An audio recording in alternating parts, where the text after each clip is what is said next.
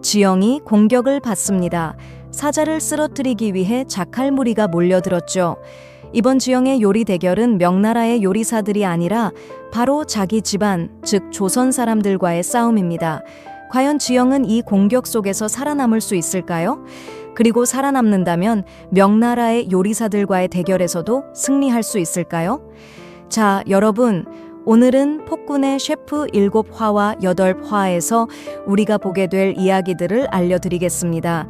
6화의 마지막에서 우리는 조선 요리사들과 명나라 요리사들 사이의 대결이 총 3라운드로 진행된다는 사실을 알게 되었습니다. 첫 번째 라운드에서는 양 팀이 한 번도 본 적 없는 새로운 고기 요리를 만들어야 합니다. 두 번째 라운드에서는 조선팀이 명나라에서 인기 있는 요리를, 명나라 팀은 조선에서 인기 있는 요리를 만들어야 하죠. 세 번째 라운드에서는 인삼이 들어간 국을 만들어야 하는데 여기서 명나라 팀이 유리합니다. 왜냐하면 명나라 요리사들은 전 세계에서 가장 뛰어난 국 요리사로 알려져 있기 때문이죠. 그리고 그 후 이헌은 이번 대결이 5일 뒤에 열릴 것이라고 선포합니다. 그 5일 동안 양 팀은 자신들의 요리에 필요한 재료들을 준비해야 합니다. 7화의 시작에서 우리는 지영이 이번 대결의 모든 라운드를 준비하기 위해 재료들을 모으는 장면을 보게 됩니다. 조선의 미래가 걸려 있기 때문에 지영은 단 1분도 허비하지 않고 밤을 새우며 새로운 요리를 구상하죠. 지영과 그녀의 팀은 대부분의 재료들을 구해냈지만 단 하나의 재료만은 손에 넣지 못했습니다. 그것은 바로 압력솥이었습니다. 지영은 다시 한번 미래의 요리를 만들려고 했고 그 요리에 꼭 필요한 것이 압력솥이었기 때문이죠. 하지만 문제는 조선시대에는 아직 압력솥이 발명되지 않았다는 사실이었습니다. 자신의 시대에서 위대한 셰프로 인정받았던 지영은 음식과 관련된 역사에도 많은 연구를 해왔습니다. 그녀는 역사 속에서 읽었던 내용을 떠올립니다.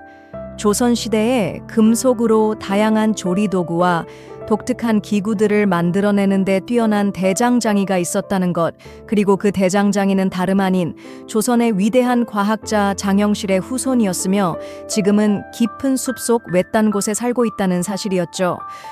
압력솥 없이는 이 대결에서 승리할 수 없다고 판단한 지영은 직접 대장장이를 찾아가 압력솥을 발명하게 만들 계획을 세우게 됩니다. 이제 대결까지 단 4일밖에 남지 않았기에 지영은 지체할 시간이 없다고 판단하고 곧바로 대장장이를 만나러 떠날 준비를 시작합니다. 한편 이헌은 지영이 대장장이를 찾아가려 한다는 사실을 알게 됩니다. 그리고 그 대장장이가 바로 위대한 과학자 장영실의 후손이라는 것도 알게 되죠.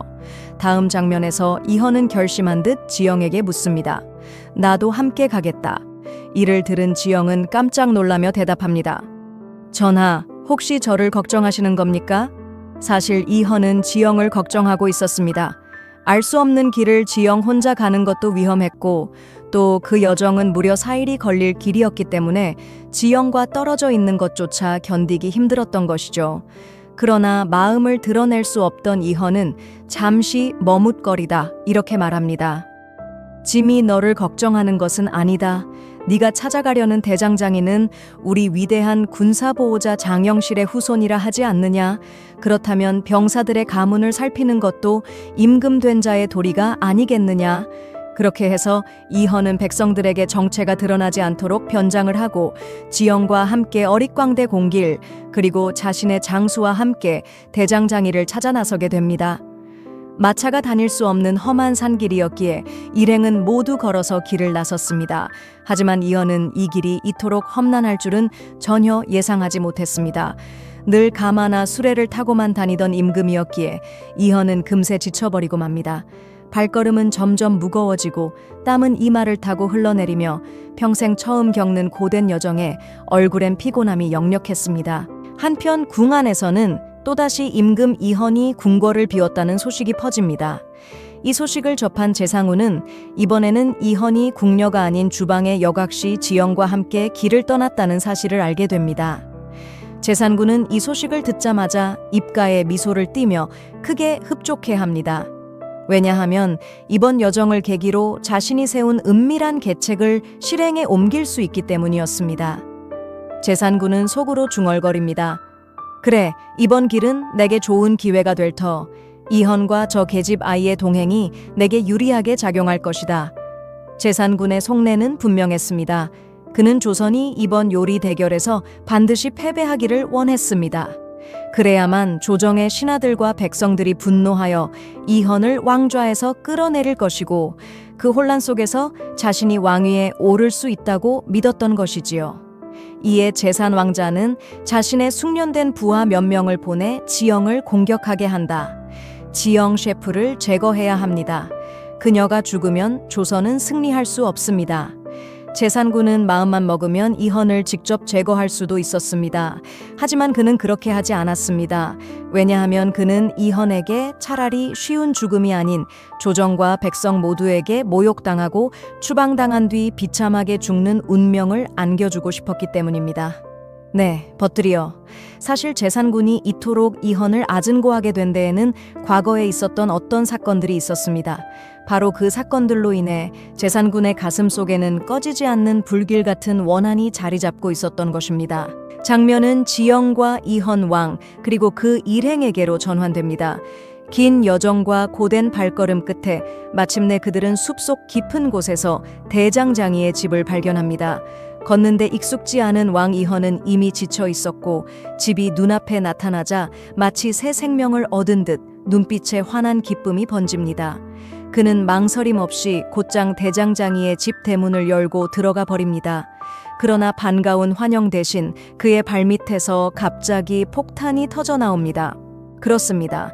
이 대장장이는 위대한 병기 제작자 장영실의 후손으로 늘 새로운 무기를 발명하고 실험하며 자신의 안전을 위해 집 주변 곳곳에 방어용 무기를 설치해둔 인물이었습니다. 낯선 이나 야생 짐승이 들어오면 곧장 목숨을 잃을 수 있도록 말이지요. 이헌은 사방에 설치된 무기를 보고 크게 놀라며 대장장이에게 호통을 칩니다. 정신이 있는 것이냐? 이후 장면에서 일행 모두 집 안으로 들어가는 것을 두려워하며 망설입니다. 대장장이가 손짓하며 들어오라고 해도 쉽게 발걸음을 떼지 못합니다. 혹시 음모일지도 모른다는 두려움 때문이었습니다. 하지만 시간이 조금 흐른 뒤 이헌과 지영은 마침내 대장장이를 믿어보기로 하고 조심스레 안으로 들어갑니다. 장면은 다음 날로 전환됩니다. 여기서 우리는 제산 왕자가 보낸 암살자들이 숲속의 대장장이의 집에도 도착한 것을 볼 수 있습니다. 그리고 잠시 후 그들은 지영을 향해 기습 공격을 감행합니다.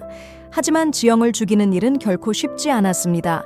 왜냐하면 그 곁에는 왕 이헌과 숙련된 장수 그리고 어릿광대 공길이 지영의 안전을 위해 함께 있었기 때문입니다. 이윽고 자객들과 이헌의 일행 사이에 치열한 전투가 벌어집니다. 이들은 보통 자객이 아니었습니다. 실력과 훈련이 뛰어나 이헌의 부하들과 맞서 싸우며 팽팽한 접전을 펼쳤습니다. 그러던 중 한 자객이 틈을 노려 지영을 공격하는 데 성공합니다. 지영은 날카로운 칼에 맞아 쓰러지고 땅바닥에 몸을 떨굽니다. 과연 이 치열한 전투의 결말은 어떻게 될까요? 그리고 명나라 요리사들과 조선 요리사들의 요리 대결에서는 누가 승리하게 될까요? 여러분의 생각을 댓글로 남겨주세요. 오늘은 여기까지. 다음 화에서 뵙겠습니다.